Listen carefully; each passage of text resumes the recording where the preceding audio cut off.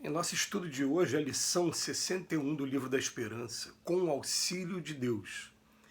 Em verdade vos digo que se tiverdes fé como um grão de mostarda, direis a esse monte, transporta-te daí para ali, e ele se transportaria e nada vos seria impossível.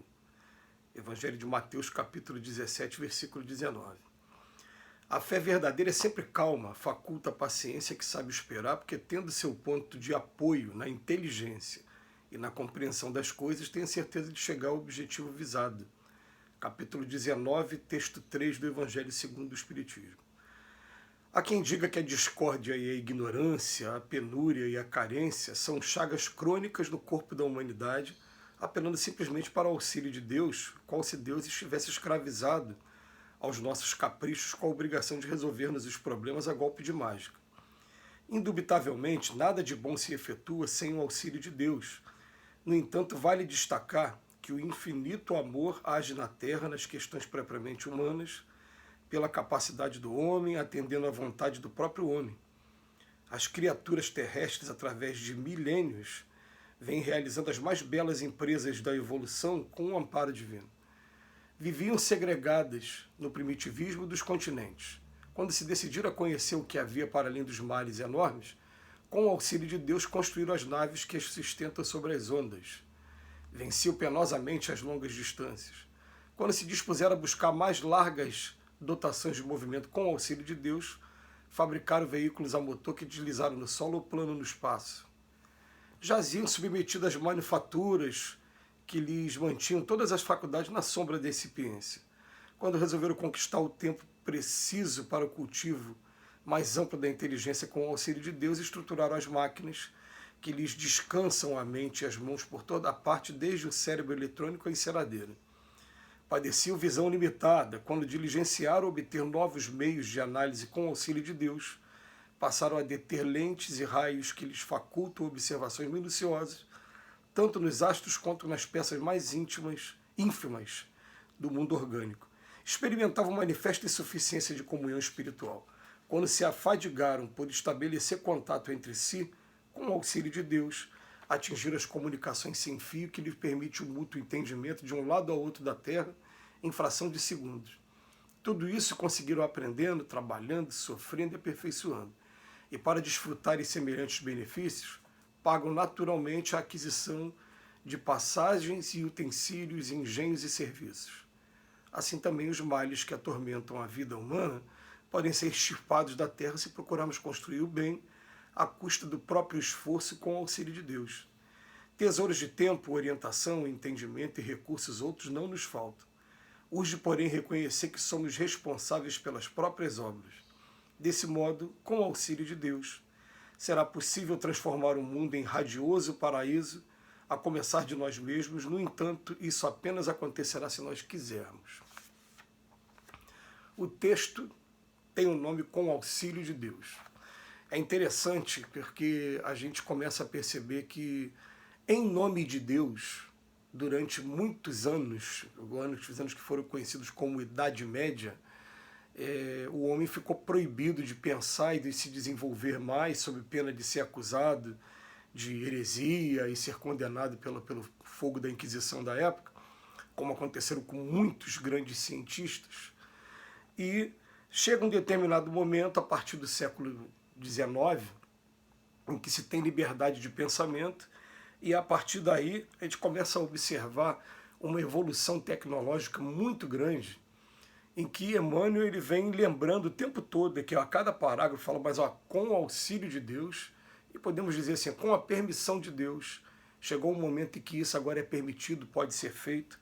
Parece que as coisas também caminham dessa maneira, né? Quando a criança já tem condição de compreender novas verdades, começa a entrar na adolescência, o comportamento e até a maneira de se direcionar muda, se direcionar a ele muda.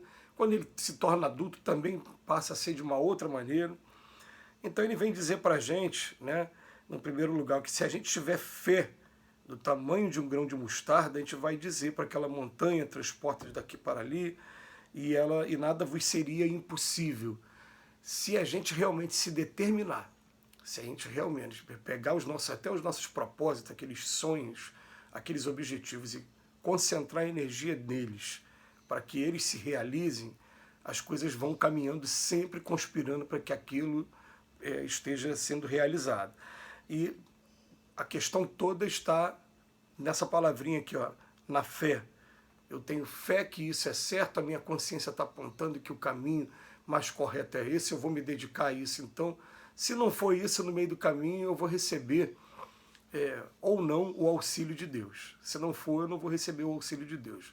Mas eu vou continuar fazendo a minha parte aqui para conquistar isso. E se não for, a nossa consciência naturalmente vai apontar para a gente que aquele não é o caminho. Né? Então ele vem colocando para a gente conquistas até a publicação desse livro. Ele não chega a falar ainda da conquista do espaço, ele não chega a falar ainda, né, da conquista da internet, dessa era maravilhosa cibernética que a gente está vivendo, mas ele vem botando aqui para a gente aqui, nada de bom, né, se efetua sem o auxílio de Deus, mas vale destacar que o infinito amor age na Terra nas questões propriamente humanas pela capacidade do homem. É interessante, gente, que se a gente parar para pesquisar na nossa história, a gente vai encontrar um autor chamado Júlio Verne, que ele, muito antes dessas invenções se tornarem realidade, ele previu o avião, ele previu o submarino, ele previu várias coisas para o futuro. E, na verdade, a gente lembra que em 1857, Santo Agostinho já estava afirmando, através dos espíritos, e foi publicado aí na Codificação Espírita, que o mundo estaria entrando em uma nova era, que a partir daquele momento começaria a regeneração. E, gente, coincidência ou não, a evolução, o salto tecnológico que foi dado daquela época para cá, ele é absurdo. A gente lamenta muito, e até hoje lamenta, até a minha geração mesmo lamenta, né, a gente não ter acompanhado essa evolução tecnológica desde o início, ou já não chegar aqui com essa evolução tecnológica pronta, porque hoje as minhas filhas, elas vão ter aí fotos e filmagens detalhadas da primeira infância, de quando eram bebês, de primeira infância, depois de infância mesmo normal, adolescência completa. A minha geração, por exemplo, a gente tem algumas fotos preto e branca e não tem filmagem absolutamente de quando a gente era criança mesmo, porque esses recursos tecnológicos não eram comuns como são nos dias de hoje. Né? E a gente fica vendo assim, meu Deus, né, como o nosso mundo mudou em 40 anos apenas. Se a gente parar para observar que há 40 anos atrás a gente não tinha nem um telefone celular. Né? E tudo isso foi acontecendo com a ajuda de Deus. Então ele vem colocando aqui sobre as empresas, né? A gente vivia segregado no primitivismo, de repente teve vontade de atravessar o mar e com o auxílio de Deus começou a ter o mercantilismo. Depois a buscar mais largas dotações de movimento, o motor, esses carros que a gente tem hoje super modernos. Depois, tudo na manufatura, na mão. Começamos a construir as máquinas para que as máquinas substituíssem o trabalho mais pesado. Depois, novos meios de análise e a gente começou a pegar essas máquinas, né, descobrir essas máquinas de raio-x, essas máquinas o microscópio, por exemplo. E, por fim, ele fala da comunicação, que hoje a comunicação é absurda. A comunicação é por imagem e praticamente o delay é muito pequeno. É um atrasozinho de apenas 2 segundos, 3 segundos de onde eu mando a mensagem para quem está recebendo. É impressionante a evolução que a gente teve.